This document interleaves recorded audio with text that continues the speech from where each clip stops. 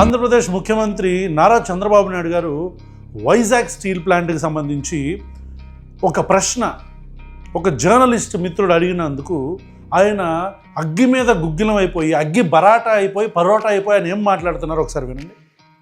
నువ్వు ఇంట్లో పడుకొని పని చేయకపోతే ఎట్లయ్యా? గుర్తుపెట్టుకోవాలి, మీరందరూ కూడా ఏం తయారయ్యారంటే ఊరికే జీతాలు ఇస్తారా? పని చేయాలి కదా. ప్రతి ఒక్కసారి కేంద్రం రాష్ట్రం డబ్బులు ఇస్తుందా? ఏనయ్యా, మీరే పబ్లిక్ సెక్టర్లో ఉందని బెదిరిస్తా కూర్చుంటే ఎంతో పైన ప్రతి ఒక్కరు ఇదే మరి మీరు క్వశ్చన్స్ అడుగుతా ఉంటే అన్ని ఎందుకు లాభాలు ఉన్నాయి, ఇక్కడ నష్టం ఎందుకు వస్తా ఉంది? నేను కూడా 3 నెలలకు ఒకసారి రివ్యూ చేస్తున్నా. మీరు కూడా గుర్తుపెట్టుకోవాలి, పని చేయాలి. పని చేయకపోతే ఎన్నిసార్లు గవర్నమెంట్ ఎక్కడైనా డబ్బులు తెచ్చిస్తామండి? ఇది ట్యాక్స్ పేయర్స్ మనీ కదా. ఇది ఎఫిషియన్సీ ఉండాల్సిన పని లేదా? ఆంధ్రుల హక్కు, విశాఖ ఉక్కు. మనం పని చేయకుండా దాన్ని వైట్ ఎలిఫెంట్ మారి పెట్టుకుని కూర్చుంటారు ఇంట్లో. పని చేయించాలి, మనం కూడా పని చేయాలి. కష్టపడక్కర్లేదు, దాన్ని సిస్టమేటిక్గా రన్ చేసి ప్రొఫెషనల్గా రన్ చేస్తే అది వైబుల్ అవుతుంది ఆటోమేటిక్గా. ఎవరు చెప్పారయ్యా నీకు? ఎవడు చెప్పాడు? బుద్ధి ఉండాలి. ఏం తీసుకోవాలి? ఏం తీసుకుంటారు? 12,000 కోట్లు ఇస్తే ఏం తీసుకుంటారు? నీకు వచ్చి మీ ఇంటికి వచ్చి చెప్పాలా నేను ప్రైవేటైజ్ చేయనని? ఎన్ని గంటలు చెప్పాలి? తమాషాగా ఉంది మీకు. నేను కూడా చూస్తున్నాను, కొంతమందిని కావాలని ఏదో కలబెడతానే ఉండాలని కలబెడతా ఉంటారు. వాళ్ళకి ఏం పని లేదు. విన్నారు కదా, చంద్రబాబు నాయుడు గారు ఒక 40 సంవత్సరాల రాజకీయ చరిత్ర, 3 సార్లు ముఖ్యమంత్రిగా చేసిన చరిత్ర, 14 సంవత్సరాలు, ఇట్లా ఆయన హిస్టరీ గురించి, ఆయన క్రెడిబిలిటీ గురించి రకరకాల మాటలు మాట్లాడుతూ ఉంటారు ప్రజలు. ఆయన కూడా చెప్పుకుంటూ ఉంటారు. రైట్, తప్పులేదు. ఇంత చరిత్ర, ఇంత క్రెడిబిలిటీ అని చెప్పుకుంటున్న చంద్రబాబు నాయుడు గారికి basic knowledge Vizag steel plant మీద లేదా ఉన్నా సరే తెలియనట్టు నటిస్తూ అక్కడ అజమాయిషీ చేద్దామని జర్నలిస్ట్ మిత్రులని అక్కడ బెదిరించడానికి ప్రయత్నించారా? నాకైతే అర్థం కాల. ఈ మాటలు ఎందుకు మాట్లాడుతున్నాను? అసలు వైజాగ్ స్టీల్ ప్లాంట్కి సంబంధించి ఇది ప్రైవేటైజేషన్ అయిపోతుంది కదా అని అడుగుతున్న మీడియా మిత్రుడిని మీద ఆయనకి అంత కోపం ఎందుకు వచ్చింది? ఇప్పుడు ప్రైవేటైజ్ అవుతుంది కదా అంటే ఆయన మాట్లాడిన సమాధానం, ఆయన చెప్పిన సమాధానం ఏంటి? ఏం మాట్లాడుతున్నారా మీరు? అంటే పని చేయకుండా, మీరు జీతాలుగా పని చేయకుండా, note that point. Vizag steel ప్లాంట్లో కార్మికులు పని చేయకుండా నిద్రపోతూ ఉంటే దాన్ని వైట్ ఎలిఫెంట్ లాగా మనం పోషించాలా అన్నారు. సరే, కాసేపు చంద్రబాబు నాయుడు గారి మాటలే కరెక్ట్ అని మనం కాసేపు అనుకుందాం. రైట్, చంద్రబాబు నాయుడు గారి మాటల ప్రకారం అక్కడ వైజాగ్ స్టీల్ ప్లాంట్లో నష్టాలు ఎందుకు వస్తున్నాయి, నష్టాలు రావడానికి కార్మికులు పని చేయట్లేదు సరిగ్గా అనేది ఆయన వర్షన్.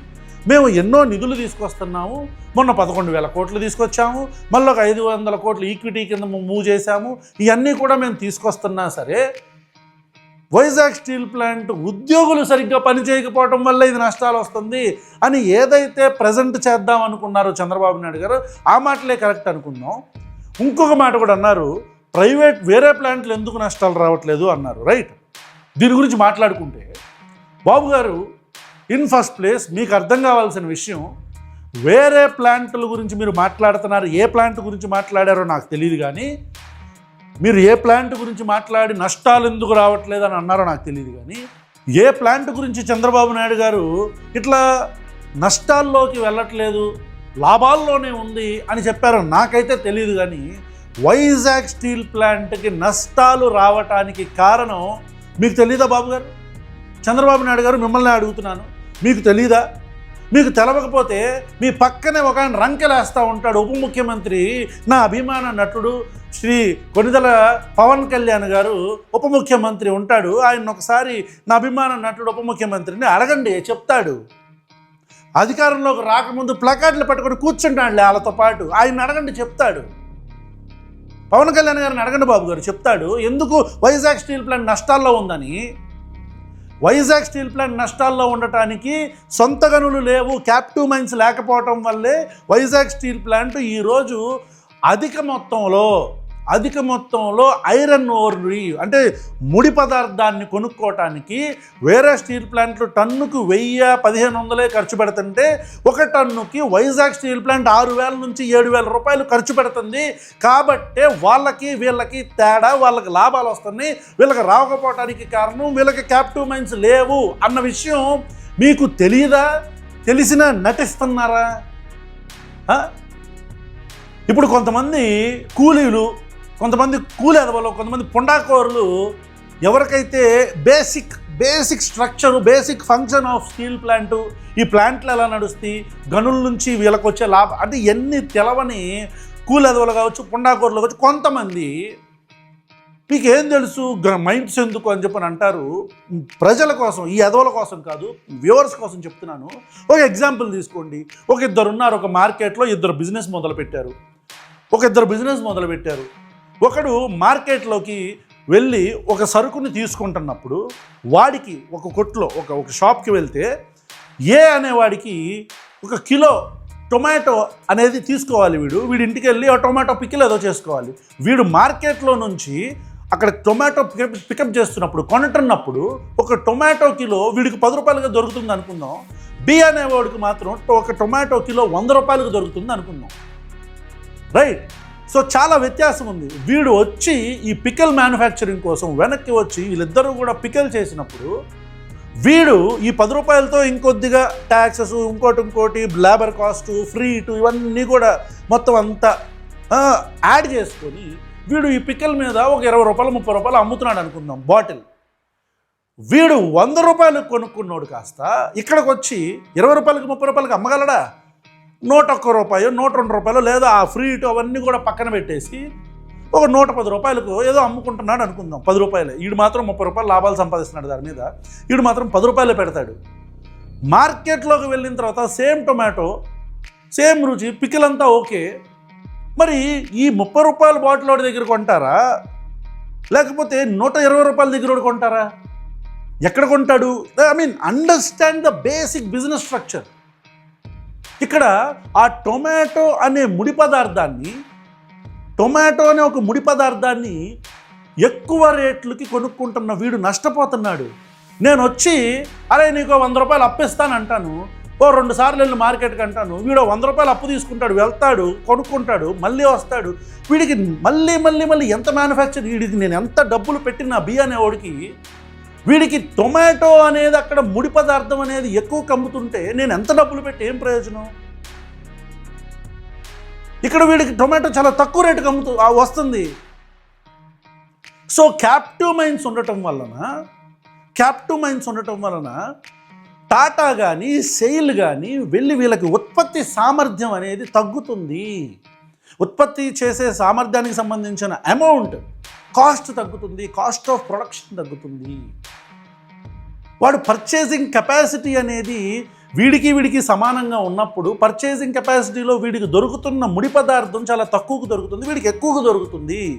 సో నేను వైజాగ్ స్టీల్ ప్లాంట్కి 11,000 కోట్లు కాదు 50,000 కోట్లు ఇచ్చినా వీడు మళ్ళీ మ్యానుఫ్యాక్చర్ చేసేటప్పుడు మళ్ళీ నష్టపోతాడు. ఈ మాత్రం basic sense, basic business mechanism, general knowledge ప్రజలకు లేవని రాజకీయ నాయకులు అనుకుంటున్నారా?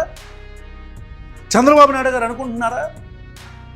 ఈ అపాలజెటిక్ సనాతని హిందూ అనుకుంటున్నాడా? అంటే ప్రజల్లో పిచ్చోళ్ళు అనుకుంటున్నారా మీరు? మీకు చిత్తశుద్ధి ఉంటే ఎందుకని వైజాగ్ స్టీల్ ప్లాంట్కి క్యాప్టివ్ మైన్స్ ఇవ్వట్లేదు? సొంత గనులు ఎందుకు ఇవ్వట్లేదు? 11,000 కోట్లు తీసుకొచ్చిన రోజు కూడా మేము వీడియో చేసాం, గ్రౌండ్ రిపోర్ట్ చేసాం, కార్మిక నాయకులతో మాట్లాడాం, కార్మికులతో మాట్లాడాం. వాళ్ళు ముక్త కంఠంతో చెప్తున్న ఒకే ఒక్క మాట, వైజాగ్ స్టీల్ ప్లాంట్కి కావాల్సింది డబ్బులు కాదు, సొంత నిధులు, సొంత గనులు, నిధులు కాదు గనులు, సొంత గనులు కావాలి. మీకే చిత్తశుద్ధి ఉంటే వైజాగ్ స్టీల్ ప్లాంట్కి సొంత గనులు ఇప్పించండి. మినిస్ట్రీ ఆఫ్ స్టీల్ ఉందిగా, కేంద్ర ప్రభుత్వంలో మీరు భాగస్వామ్యులు కదా, మీరు ఉండబట్టే కదా, మీరు భుజాన మోస్తున్నారు కదా నరేంద్ర మోదీని, మీరు ఆ ఉప ముఖ్యమంత్రి ఇద్దరు భుజాన మోస్తున్నారు కదా, మీ వల్లే కదా ఈరోజు కేంద్ర ప్రభుత్వం నిలబడింది, మీ వల్ల, ఆ నితీష్ కుమార్ వల్ల. మీరు పక్కకు వచ్చేస్తే కేంద్ర ప్రభుత్వం పడిపోదా? మీకు తెలియదు ఆ విషయం? వాళ్ళ జుట్టు మన చేతుల్లో ఉన్నా సరే మీరు వెళ్ళి తలకాయలు 2 నరేంద్ర మోదీ దగ్గర పెట్టి మీ జుట్టుని అంటించారు కదా, ఇచ్చుకున్నారు కదా. ఒక్కొక్కళ్ళ మీద కేసులు ఉన్నాయనో, లేకపోతే భయమో భక్తో ఏదో ఒకటో, లేకపోతే మళ్ళీ పొత్తులో లేకపోతే అధికారంలోకి రేవన్న భయం, రావన్న భయము. మీరు పవన్ కళ్యాణ్ గారు వెళ్ళి మీ జుట్టుల్ని తీసుకెళ్ళి నరేంద్ర మోదీ చేతిలో పెట్టారు కదా. డిమాండింగ్ పొజిషన్లో, కమాండింగ్ పొజిషన్లో ఉన్న వాళ్ళు సరెండర్ అయిపోయారు కదా. అట్లీస్ట్ వైజాగ్ స్టీల్ ప్లాంట్ని కాపాడుకోలేరా మీరు? క్యాప్టివ్ మైన్స్ తెచ్చుకోలేరా? ఇదే పవన్ కళ్యాణ్, ఇదే మీరు ప్రతిపక్షంలో ఉన్నప్పుడు ఏం మాట్లాడారండి? ఏం మాట్లాడారు ఒకసారి వినండి. అందరం కలిసి కాపాడుకుంటామా లేదా అడుగుతున్నా. ఇప్పుడు చెప్పండి, కాపాడుకుంటాం కలిసి పోరాడతాం విశాఖపట్నం ఉక్కు. ఎందుకు మాట్లాడారండి అప్పుడు అలాగా? ప్రధానమంత్రి దగ్గరికి తీసుకెళ్ళి నేను ఇప్పిస్తాను, లేకపోతే ఇతనేమో మీరు నాకు ఓటేసి చూపించండి, మీరు నా వెనకమాల నిలబడండి, మీరు ఓటేయండి అని వైజాగ్లో వెళ్ళి వైజాగ్ స్టీల్ ప్లాంట్ దగ్గర సభ పెట్టి కార్మికులతో, వైజాగ్ స్టీల్ ప్లాంట్ కార్మికులతో, వైజాగ్ స్టీల్ ప్లాంట్కి భూములు ఇచ్చిన కుటుంబాలతో పవన్ కళ్యాణ్ అనే వ్యక్తి మాట్లాడలేదా? ఈరోజు ఎక్కడ దాక్కున్నాడు? అతను మీడియా వ్యక్తి మాట్లాడుతుంటే అంత యారగెంట్గా సమాధానం చెప్తారా మీరు? ఎందుకు అంత కోపం ఎందుకు వస్తుంది మీకు? మేము 2 నెలలకు ఒకసారి మానిటర్ చేస్తూ ఉన్నారు. ఏం మానిటర్ చేస్తున్నారు మీరు? ప్రతి నెల అయిపోగానే వైజాగ్ స్టీల్ ప్లాంట్లో కార్మికులకు జీతాలు ఇస్తున్నారా? ఒక బ్లాస్ట్ ఫర్నెన్స్ కొన్ని నెలల పాటు ఎందుకు ఆపేశారు? ఏ స్వార్థంతో ఆపేశారు? వైజాగ్ స్టీల్ ప్లాంట్లో నాగ్నార్ స్టీల్ ప్లాంట్కి వైజాగ్ స్టీల్ ప్లాంట్లో కార్మికులను ఎందుకు మూవ్ చేస్తున్నారు, ట్రాన్స్ఫర్ చేస్తున్నారు? ఎందుకు కొత్తగా కొత్త వాలంటరీ రిటైర్మెంట్ స్కీమ్ ఎందుకు తీసుకొచ్చారు?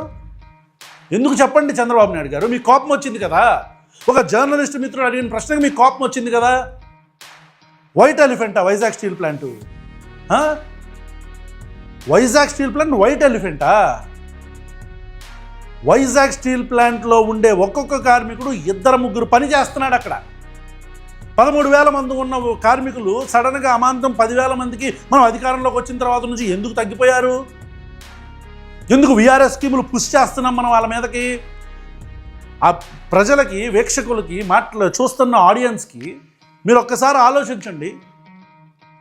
ఒక సామాన్య మధ్యతరగతి కుటుంబంలో ఎంప్లాయీస్ అంటే అందరూ కూడా మిడిల్ క్లాస్ ఉంటారు. వీళ్ళందరికీ కూడా సంవత్సర కాలంగా జీతాలు ఇవ్వకుండా, 100% శాలరీస్ పే చేయకుండా 20% 30% పే చేస్తుంటే వాళ్ళు కట్టుకోవాల్సిన ఈఎంఐలు కావచ్చు, ఇంటి రెంట్లు కావచ్చు, లేకపోతే పిల్లల స్కూల్ ఫీజులు కావచ్చు, వాళ్ళ నిత్యావసరాలకు కూడా ఇబ్బంది పడుతున్నారని అక్కడ కార్మికులు నాతో గ్రౌండ్ రిపోర్ట్కి వెళ్ళినప్పుడు చెప్పారు. ఇలా ఇబ్బంది పడుతూ ఏం చేయాలన్నా ఇంకా తప్పక మమ్మల్ని ఫోర్స్ చేస్తున్నారు, పొమ్మనకుండా పొగ పెడుతున్నారు. వాలంటరీ రిటైర్మెంట్ స్కీమ్ తీసుకోండి అని చెప్పి పొమ్మనకుండా పొగ పెడుతున్నారు. మాకు జీతాలు ఇవ్వకుండా మమ్మల్ని ఫైనాన్షియల్గా క్రష్ చేసేసి మమ్మల్ని ఇలా చేస్తున్నారని వాళ్ళు చెప్తుంటే ఏదో చిత్తశుద్ధితో ఎవరినంటే ఆ బొక్కలో 11,000 కోట్లు తీసుకొచ్చానంటారు. ఆ రోజే నేను చెప్పాను, వీళ్ళు ఇట్లాగే 1-2 సార్లు నిధులు రిలీజ్ చేసి దాన్ని కూడా ప్లాంట్ కోసం వాడకుండా దాన్ని కూడా వీళ్ళు ఖచ్చితంగా దీన్ని ఒక సాకు కింద చూపిస్తారని ఆ రోజు నేను ఈ వీడియో చేశాను. వీడియో లింక్ కూడా ఉంటుంది చూడండి. వీళ్ళు 11,000 కోట్లు తీసుకొచ్చింది దీన్ని, ఇదిగో మా తరపు నుంచి చూడండి, మేము నిధులు తీసుకొచ్చాం, అయినా సరే ప్లాంట్ నష్టాల్లో ఉంది కాబట్టి దీన్ని మేము అమ్మేస్తున్నామని చెప్తారు. ఈ డబ్బుల్ని కేవలం సాకుగా చూపిస్తారని ఆ రోజే చెప్పాను. ఆ రోజు ఈ రోజు ఎప్పటి నుంచో వైజాగ్లో పనిచేస్తున్న, వైజాగ్ స్టీల్ ప్లాంట్లో పనిచేస్తున్న విశాఖ ఉక్కు కార్మికులది ఒకే ఒక్క మాట, వైజాగ్ స్టీల్ ప్లాంట్కి కావలసింది సొంత గనులు. అవి లేవు కాబట్టే ముడి చమురు ఎక్కువగా కొనాల్సి వస్తుంది కాబట్టే మార్కెట్లో వేరే వాడితో కంపీట్ చేయలేకపోతున్నారు కాబట్టి వాడికి వచ్చిన లాభాలు వీళ్ళకి రావట్లేదు కాబట్టి ఇది నష్టాల్లోకి వెళ్తుంది. ఎప్పటి నుంచో ఉన్న అప్పులకి వడ్డీలు ప్లస్ ఈ నష్టాలు, బ్లాస్ట్ ఫర్నెన్స్ ఆపేయటాలు, వర్కర్స్ను తగ్గించేయటాలు, తద్వారా ఉత్పత్తి సామర్థ్యం తగ్గించటాలు, తద్వారా వస్తున్న యాక్చువల్ రెవెన్యూ కూడా, వస్తున్న యాక్చువల్ మెయింటెనెన్స్ నుంచి వస్తున్న ప్రొడక్షన్ కూడా ఆపేయటం, ఇది మీ యొక్క వెండెటా పాలిటిక్స్ కాదా? మీ యొక్క వెండటా పాలిటిక్స్ కాదా ఇది? విశాఖ ఉక్కుని ఎవడికి అప్పనంగా కట్టబెడదామని చూస్తున్నారు చంద్రబాబు నాయుడు గారు? నరేంద్ర మోదీ ఎవడికి అప్పనంగా కట్టబెడదామని చూస్తున్నాడు? ఈరోజు విశాఖ స్టీల్ ప్లాంట్కి దగ్గరలో, పోర్టుకు దగ్గరలో ఉన్న ఈ గంగవరం పోర్టు ఎవడి చేతుల్లో ఉంది? అదానీ చేతుల్లో లేదా? అసలు గంగవరం పోర్టు అదానీ చేతుల్లోకి ఎందుకు వెళ్ళింది? కృష్ణపట్నం పోర్టు అదానీ చేతుల్లోకి ఎందుకు వెళ్ళింది? ఈరోజు విశాఖ భూములు, స్టీల్ ప్లాంట్ భూముల మీద కన్నేసినోడు ఎవడు? అంటే కేంద్ర ప్రభుత్వం ఆడిస్తున్న ఆటలో మీరు పావులుగా ఉండి ప్రజల్ని మభ్యపెడదామని చూస్తున్నారా? కేంద్ర ప్రభుత్వం తా అనగానే తందానా అన్నా అనుకుంటున్నారా మీరు? ప్రజలకు ఏం తెలియదు అనుకుంటున్నారా? పవన్ కళ్యాణ్ అనే వ్యక్తి ఎక్కడున్నాడు? ఎక్కడ దాక్కున్నాడు? వైజాగ్ స్టీల్ ప్లాంట్కి ఉక్కు గనులు, సొంత గనులు కావాలి అని చెప్పి ప్లకార్డులు పట్టుకొని నిరసన దీక్ష చేసిన వ్యక్తి ఈరోజు అధికారం వచ్చినాక ఎక్కడున్నాడు? అమిత్ షాకి చెప్తే వాళ్ళు మనం ఏదో చెప్పినట్టు వినరు, వాళ్ళు అడిగే ప్రశ్నలకు మన దగ్గర సమాధానాలు ఉండవు. వాళ్ళు అడిగే ప్రశ్నలకు మన దగ్గర సమాధానాలు ఉండవు. సొంత గనులు అడిగే దమ్ము లేదు మనకి. అరే ఇదెక్కడ విడ్డూరం అసలు? సేమ్ అంటే ప్రైవేట్ ఎంటిటీస్కి ఏమో గనులు ఇస్తారా మీరు? మైన్స్ ఇస్తారా? ప్రైవేట్ ఎంటిటీస్కి మైన్స్ ఇస్తారా? టాటాకి సెయిల్ ఓకే, టాటాకి మీరు మైన్స్ ఇస్తారు. సొంత కంపెనీకి, సొంత వైజాగ్ స్టీల్ ప్లాంట్కి మీరు గనులు ఇరా? మైన్స్ ఇరా? మీరు చంపేస్తారా? మీరు వేలాది మంది ఉద్యోగాలను తీసేస్తారా? మీరు జీతాలు ఇరా? మీరు ఇంత అన్యాయమా? దీన్ని ఒక జర్నలిస్ట్ అడిగితే మీకు కోపం వచ్చిందా? This is an open call to the government of Andhra Pradesh. Nara Chandrababu Naidu గారు, పవన్ కళ్యాణ్ గారు, మీరు దయచేసి మీ డ్రామాలను కట్టిపెట్టండి. ప్రజలు మిమ్మల్ని చూస్తున్నారు. వైజాగ్ స్టీల్ ప్లాంట్లో మీ చిత్తశుద్ధి ఏంటో ప్రజలకి కనిపిస్తుంది. అప్పుడు కొంత రుణాలు ఇచ్చి క్యాప్టివ్ మైన్స్ ఇవ్వకుండా దాన్ని ఒక బూచిగా చూపించి అమ్మేద్దాం అనుకుంటున్న విషయాలని ప్రజలు నిశితంగా గమనిస్తున్నారు చంద్రబాబు నాయుడు గారు. ఈసారి మీరు ఇదే పందాన వెళితే పవన్ కళ్యాణ్ ఎట్టగో మనకు తెలిసిందేలే, మీరు లేకపోతే అతను లేడు. తెలుగుదేశం పార్టీ ఖచ్చితంగా విశాఖలో డిపాజిట్లు కోల్పోతుంది. మీ రాజకీయ భవితవ్యం వైజాగ్, శ్రీకాకుళం, విజయనగరం ప్రాంతాల్లో వైజాగ్ స్టీల్ ప్లాంట్కి ముడిపెట్టుకోనుంది. వేలాది మంది కార్మికులు, వాళ్ళ కుటుంబాల ఓట్లు ఉన్నాయి. దయచేసి మీరు, మీకు ఎట్టాకు దిక్కుమాలిన ప్రజల కోసం, పాప మన కోసం మీరేం చేసేది లేదు కాబట్టి ఈ ఓట్ల కోసం అన్నా చెయ్యండి. లేకపోతే ఖచ్చితంగా మరొక ఉద్యమం విశాఖలో వాళ్ళు చేస్తారు. వాళ్ళకి ప్రశ్న తరపు నుంచి, ప్రజల తరపు నుంచి కూడా సంఘీభావం, మద్దతు ఉంటుంది. So please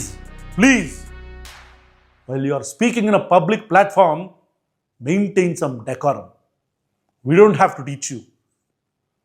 Honorable Chief Minister of Andhra Pradesh, thank you so much.